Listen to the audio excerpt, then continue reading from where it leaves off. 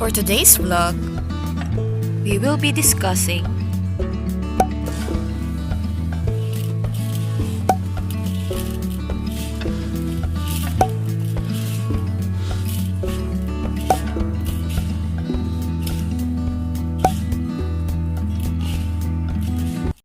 Hello guys! welcome to the vlogs of AJ Verdida!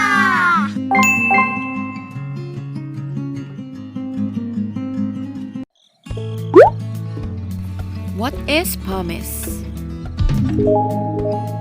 Pumice is composed of highly microvesicular glass pyroclastic with very thin, translucent bubble walls of extrusive igneous rock. Pumice is an excellent soil conditioner or soil amendment. It is 90% highly porous, giving an ideal balance of moisture retention, gas exchange, and draining capabilities. Pumice is inorganic, so it will not decompose or compact over time, meaning it functions continuously and can be recycled and reused. Pumice has different sizes.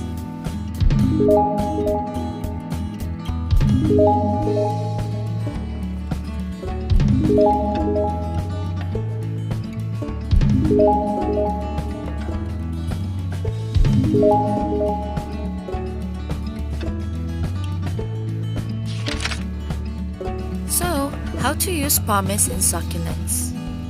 Number 1, soil amendment or soil conditioner.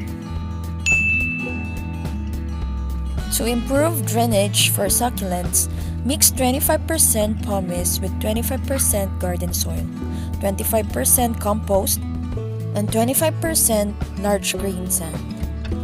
You can actually customize your CNS potting soil. For me, I use 30% pumice and 70% loam soil for succulents. Macetera soil mix uses 70% pumice and 30% organic compost.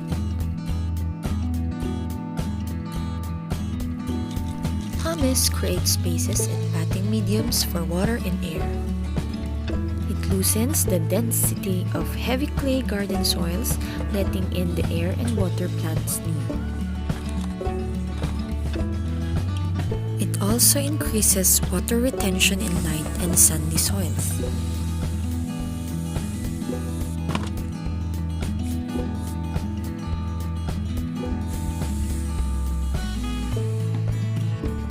For plants that are prone to rotting caused by fungus like cactus, amend the soil with 50% pumice. Fill the planting hole with pumice so the roots are surrounded by it. Number 2, for propagation or germination soil medium. It is lightweight and fast draining in nature. Mixing pumice in a germination soil medium does not attract or host fungi, nematodes, or insects.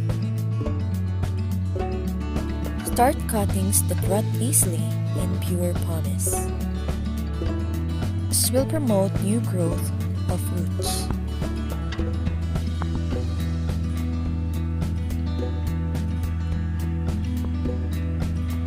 Number 3, plant toppings. The toppings keeps the soil in place when watering.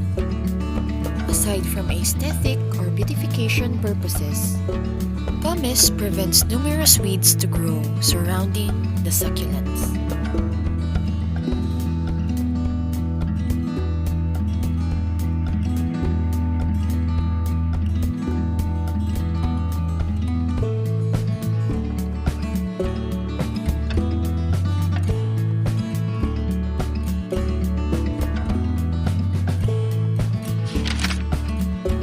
Where to buy or get pumice? There are available sources where pumice could be freely found. One would be on a stony area where construction scraps were left behind. You can strain them and get it for free.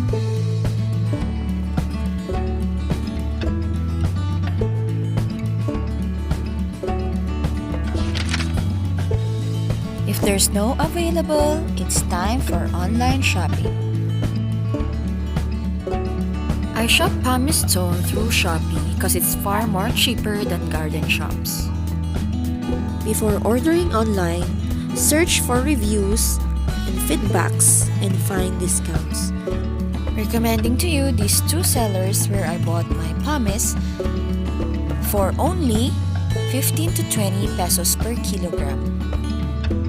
Shipping depends on your location. Is pumice good for succulents? Yes, absolutely yes. So, add your pumice now in your succulents. I hope this video has helped you. Don't forget to Like, share, subscribe. Thank you for watching.